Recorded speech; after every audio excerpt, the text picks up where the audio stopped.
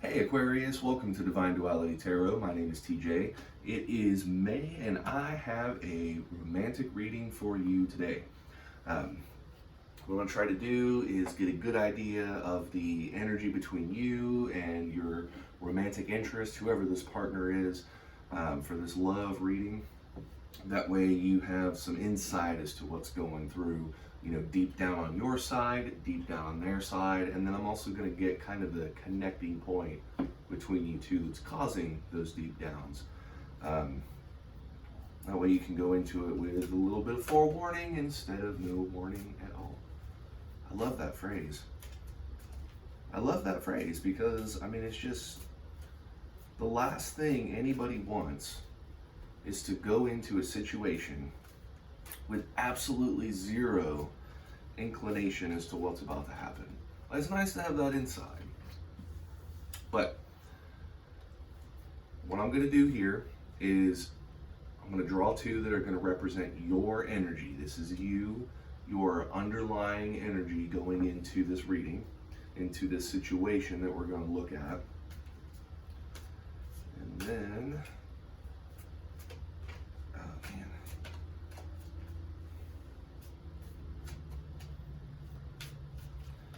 And then we're going to have two that will represent your partner's energy.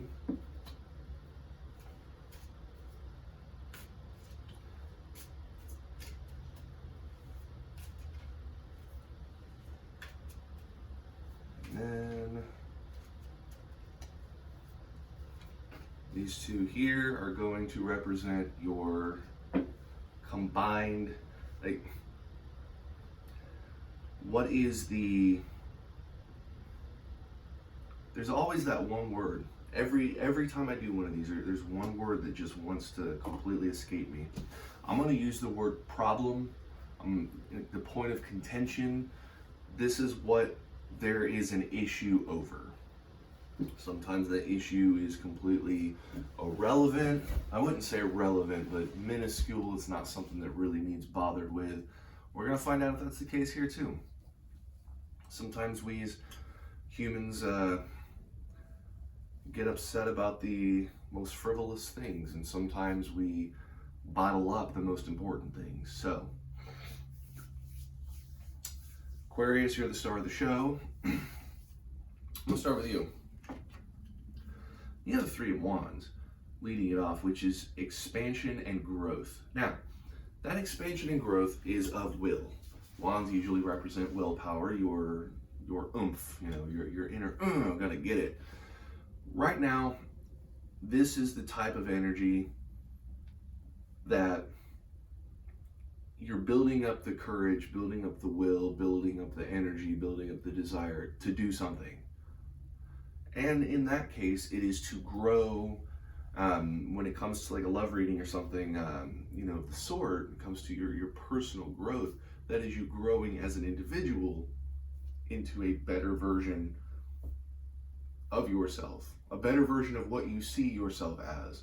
Sometimes our growth is in the wrong way. Sometimes we grow into from confidence into cockiness. We can grow in various bad ways, but usually the intent is good. Usually the will is good.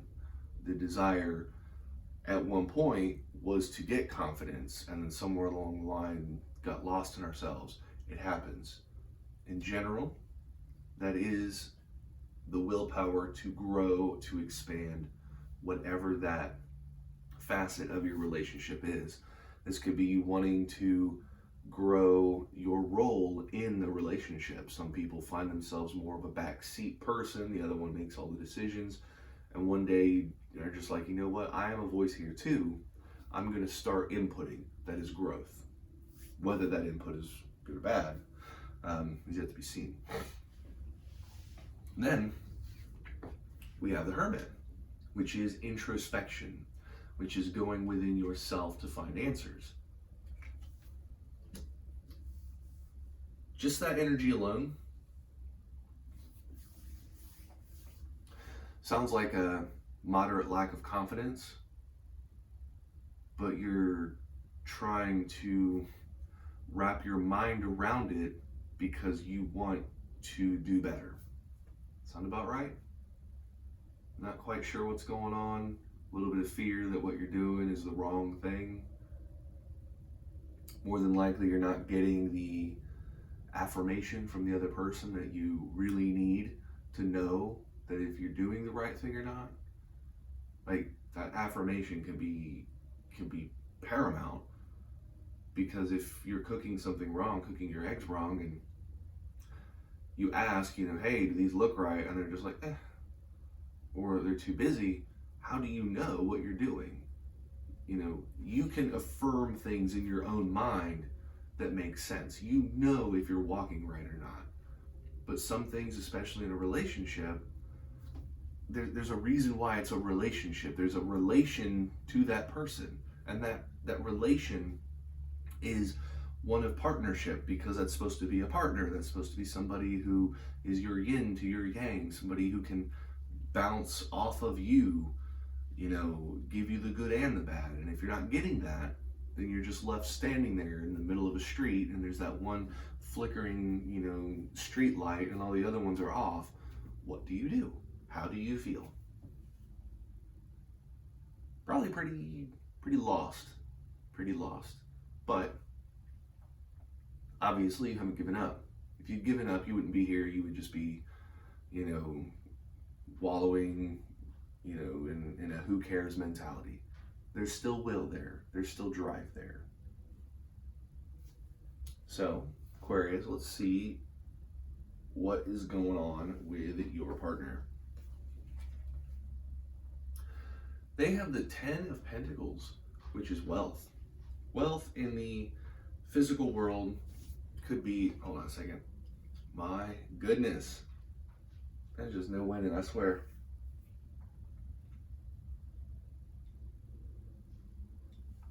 Okay, anyway. Wealth. Wealth in the physical world. Now, wealth can be anything from wealth of like possessions, money, the almighty money. Or it could be wealth of self. It could be having good health. That is a wealth to have, knowing that your body, your temple, however you wish to describe your own physical, in real life, flesh and blood presentation of yourself to the world, having wealth in that is a good thing. That's what that represents. And then they have the Chariot. Now the Chariot, the Chariot is a very powerful relationship message. Powerful in that you have two forces, you, whoever that other person is in this relationship, pulling it along. Consider the relationship a basket that you and your partner are carrying. That's the relationship. Because you as an individual are unique. You are your own person. You are not defined by anybody but yourself. Okay? And that's the same for your partner too. They are their own individual. You two together have built a basket. And you're walking side by side with the basket. The basket's fine. Everything's happy. One of you starts walking, gets a little bit of a different idea. I want to go this way to get to the park. And then you're like, well, I'd rather go this way to get to the park. Let's say there's a dog mess in the middle of the sidewalk. You two have very different ideas because you don't want to step in it. You have very different ideas. So you pull apart, okay? The object goes underneath the basket, and then you come back together. Crisis averted, right? Basket's still in hand. Shoes are still clean. Somebody else is going to have to deal with that, object. But let's say there's a fork in the road, and the park is still on the other side of that fork, but they want to go that way, and you want to go that way.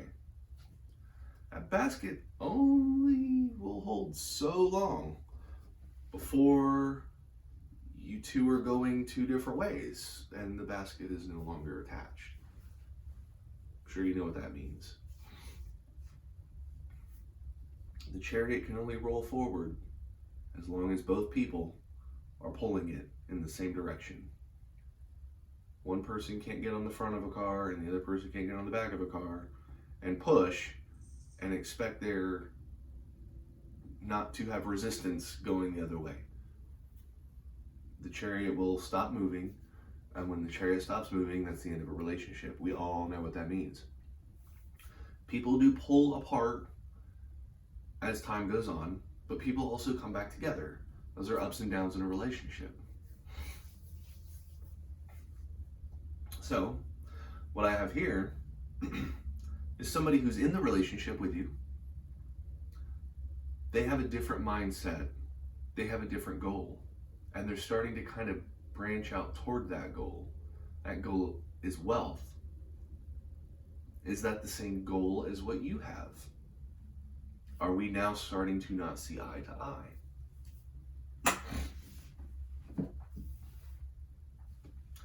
The problem between the two, the point of contention, the whole reason that these feelings are going on, is we have the Page of Wands, which is impulsiveness of will. Somebody who just does what they want in the moment, probably regret it later, but ooh, shiny, and then grabs it and buys it later on to realize it was somebody, you know, when you and them were walking through the park with the basket and the object left by a dog, somebody behind you picked it up and polished it off, and it's pretty gross, but you know, coated it in something shiny and put it on the shelf and sold it for $10. Impulsiveness is that person coming up and be like, oh, that looks cool, it's shiny, and then grabs it, and then you get home and realize that's poo. That's poo right there. That's impulsiveness. Can be good, rarely.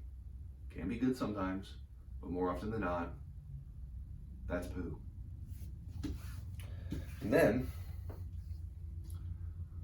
I feel like that needs to be the caption for the video. That's poo. Man, that's a hard one to let go. And the Empress as well. So the Empress between you two is the abundance of love. It is the ability to receive and give emotion. It is the feminine figure, the feminine energy, the motherly passion energy.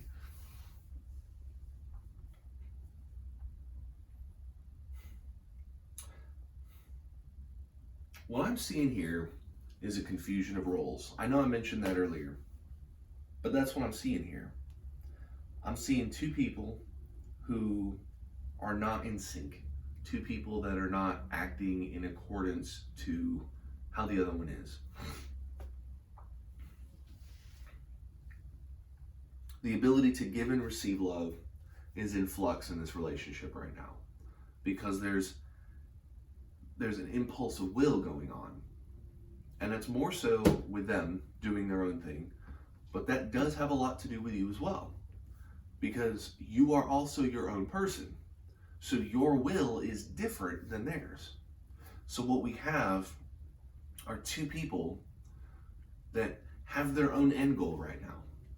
That's this problem, and that communication is not where it needs to be, or else there would be more of an ability to give and receive love. That connection would be interlocked.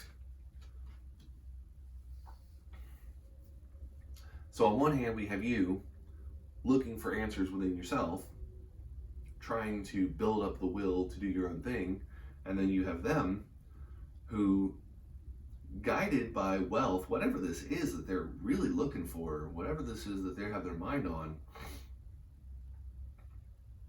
Aquarius, that isn't in the same realm of reach as what you're going for.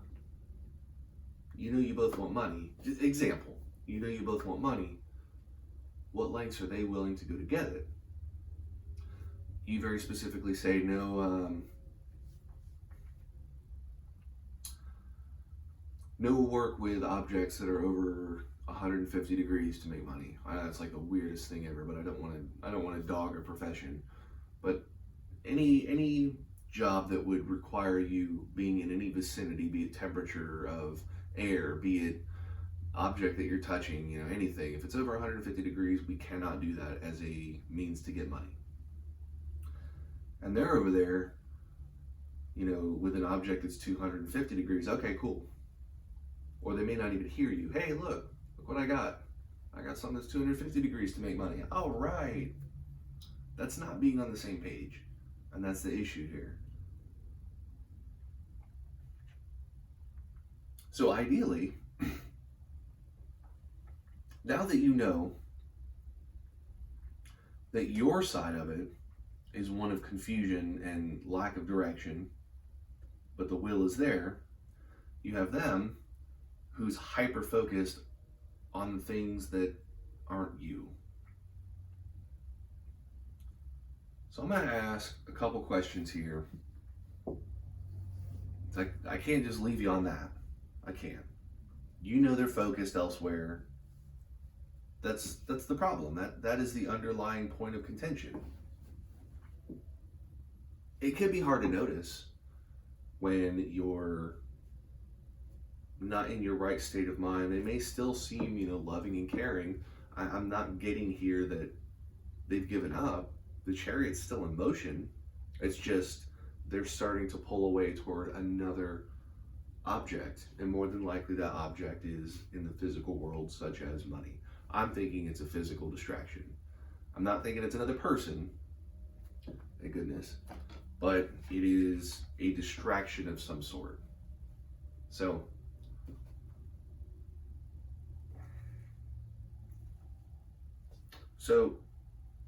usually I use a very specific style of deck, but my wife, Destiny, she got some really neat new deck that has some pretty interesting graphics on it. So we'll see some today. Decided I'd use this one for clarification or extra questions if need be. So the first question is, what happens if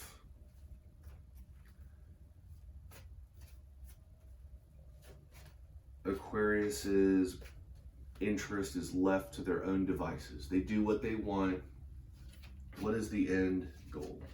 What is the most prominent end result? Now, what happens if Aquarius voices their concern and makes them listen to their concern? You exert your will in pulling them back from whatever this is, to get the attention back on you, or at least get them back in the field, you know, where they're supposed to be.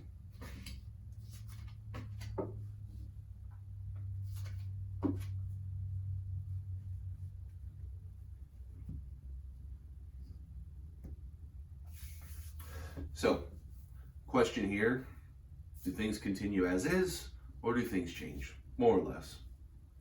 Things continue as is.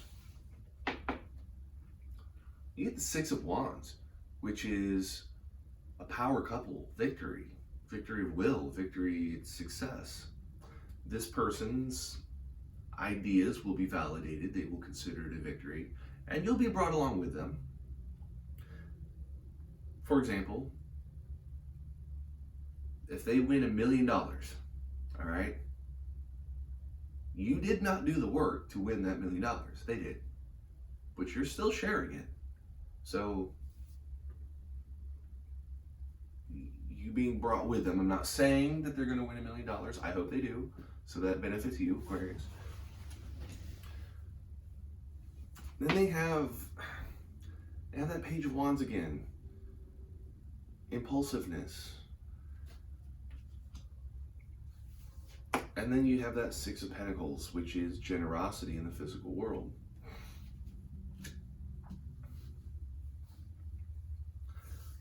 what I'm seeing here is that success, this is definitely has to do with some sort of money. It's got to. So this is not a financial reading. You know that. If you've watched any of the videos before and you've seen me bring up pentacles, you know what I'm about to say. But work and money are very important parts of a relationship. A lot of times I wish that wasn't the case, but that is the way the world works. Without money, you can't do anything. And not being able to do anything means people are unhappy. And when people are unhappy, that is a detriment to relationships. And work is something that we spend, the average work day is 8 hours. And that's 40 hours a week. So for 5 days, we're spending a third of our day. We spend as much time at work as we do with our own family. That's assuming that you got lucky and have a Monday through Friday, 9 to 5 job. A lot of people don't. And to make money, you have to work. And a lot of times, if you can't find something that's really high paying, to make more money, you have to work more. Now, obvious economics lesson over. The part that affects, and the obvious thing about that, but to lead into this, the more somebody is not with you, is the more time you are by yourself, the more time they are not there to comfort you. And if you're at work for 12 hours a day and you come home, you sleep for 8 hours a day, if you're on average the 8-hour sleeper, that's 4 hours that you have to spend with other people. And that includes, eating, that includes, probably driving to and from work or riding the bus or however it is you go. That includes, getting ready for sleep. You're talking giving this other person 2-3 hours of your life. That's not a lot. That's like going to visit a friend. It's like, hey, you want to come over and hang out for a couple hours? Cool. Gonna go fire up the game machine, eat some pizza rolls. Awesome. That sounds great, huh?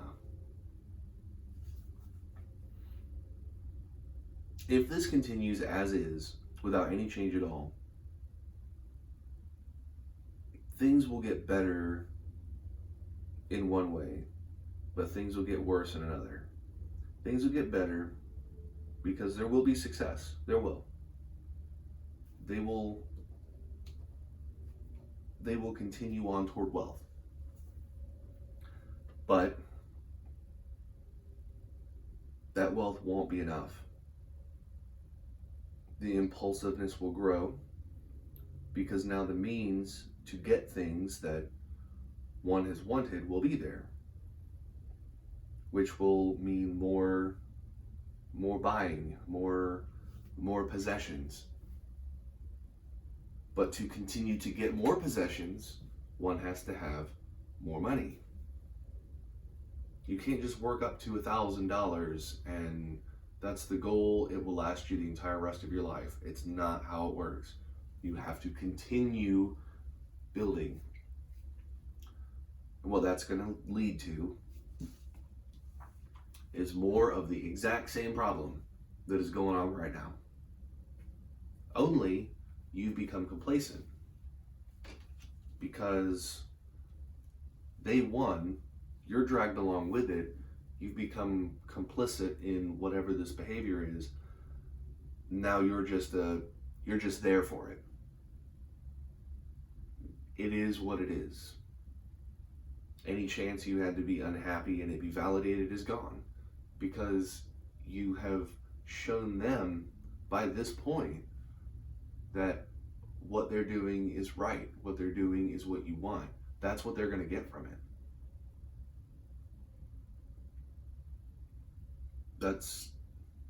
I don't know what's worse.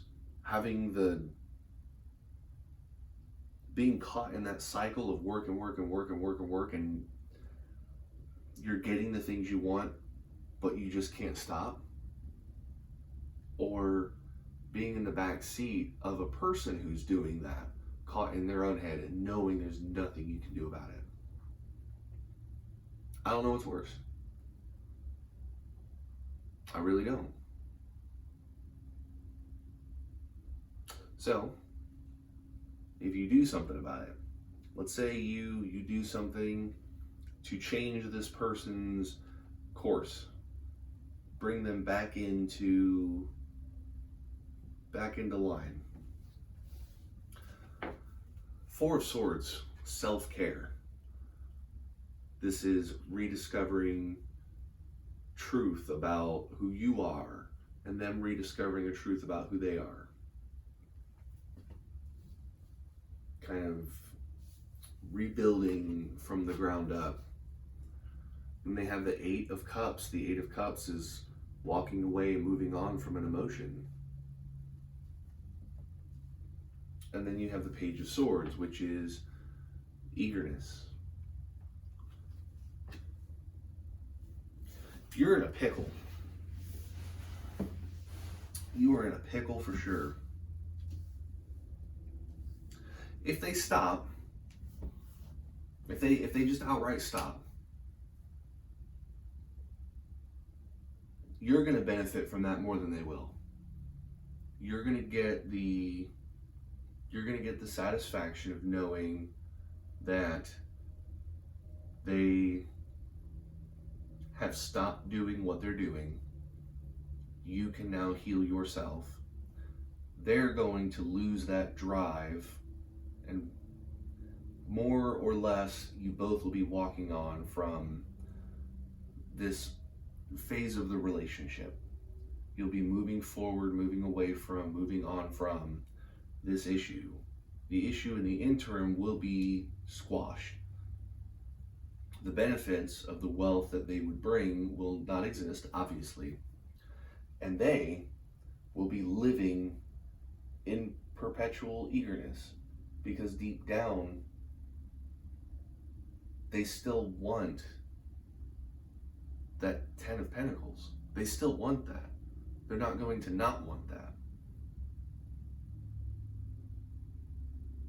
This isn't saying that they don't want you. This is saying that they want that as well.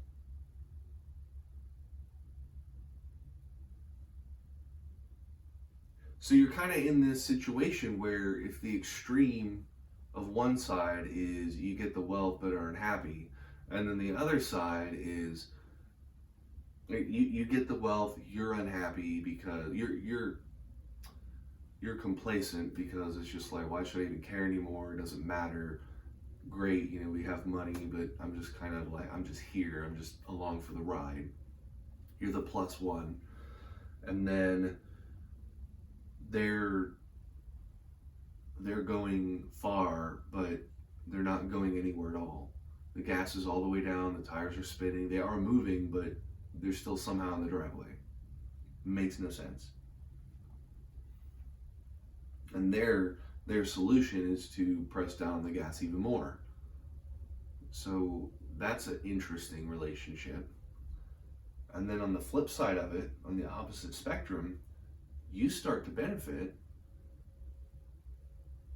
I think distance starts to form, because they may deep down resent you for stopping what they see as progress for both of you. And they may put on a good fake smile, but deep down the gas is still down in their mind. But now there's no car for them to sit in and press the gas down on. Weird situation. Very weird situation. So the ultimate question is, what do you do? That's the big one. Using everything you have here, meet in the middle. Both sides of this, both directions, don't lead anywhere particularly great. So meet in the middle. Meet them in the middle. That way you can get what you want, they can get what they want. And even though it won't lead to the ultimate awesome, everybody wins 100%, I would rather come in second place than not even finish the race. This is but one battle in the whole thing. This is this particular issue. And if you can't get the ultimate win out of it, there's no ultimate win to be had. So you have to change your metric as to what is the win. And I think the win right here for you, this is my opinion on it, is to meet them in the middle. I think it truly is. Take their extreme, take how you're feeling now, and try to make it work in the middle. They may have to pull back, you may have to push a little more. But if you meet in the middle, then later on down the road, that may show them that they don't have to do it all themselves. And I'm not saying that they have to do it all themselves. I mean, don't get me wrong, I'm not saying that you're like useless or something. But in their mind, they think that they are the ones that has to do the work. They may not even consider the fact that, you know, you also have the ability to help. You know what I mean? They may be taking all this burden on themselves when they don't even have to. So meet them in the middle. Meet them in the middle, and I think you can get through this pretty easily. I truly do. You just got to play to their strengths, play to their weaknesses. You know who they are. You know the words that'll get through to them. And the Hermit can be your best friend or your worst enemy. All right?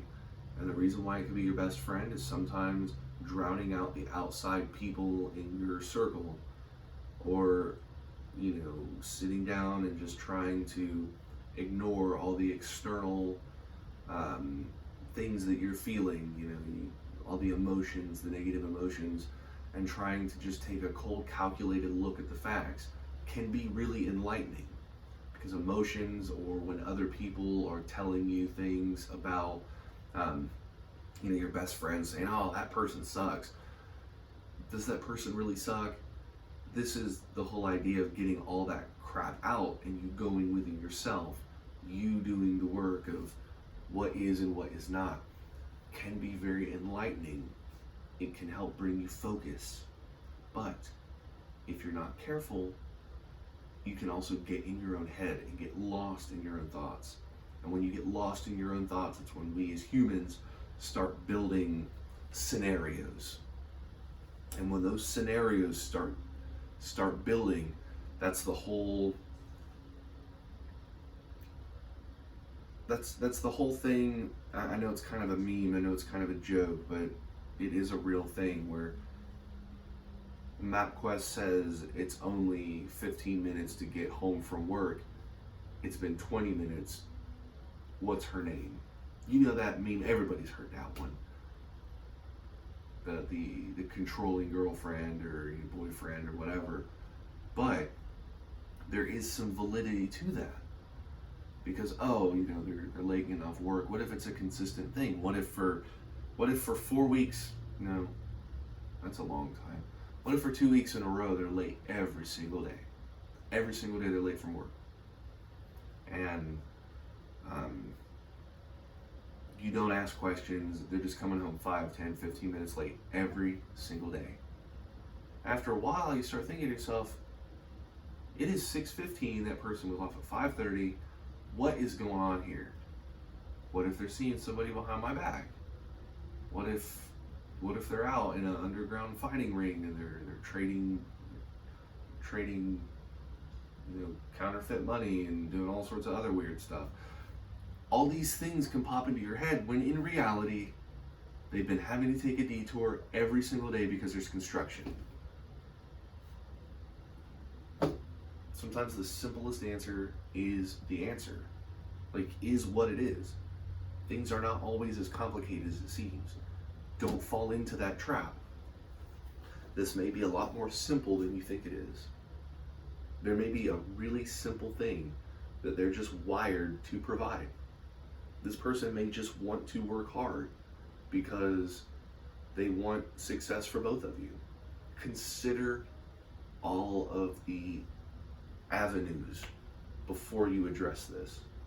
Please, Aquarius, do that. Meet them in the middle. And I think you can get through it. I truly do. So with that, Aquarius, I do try to keep these videos short and sweet. I apologize, but I can't just leave it at, a certain point. It feels wrong. I can't walk out of here and not have certain answers. It's like, I told you the sky was blue. Cool. You need some answer. So hopefully I've given you the answer that you need to make the best choice in making this work. I really do appreciate you watching the video. I really do. It means a lot that you chose to spend some time with me, listen to me talk about the issues going on with Aquarius right now. So thank you so much for that. And with that, enough hearing my voice. I will catch you next time.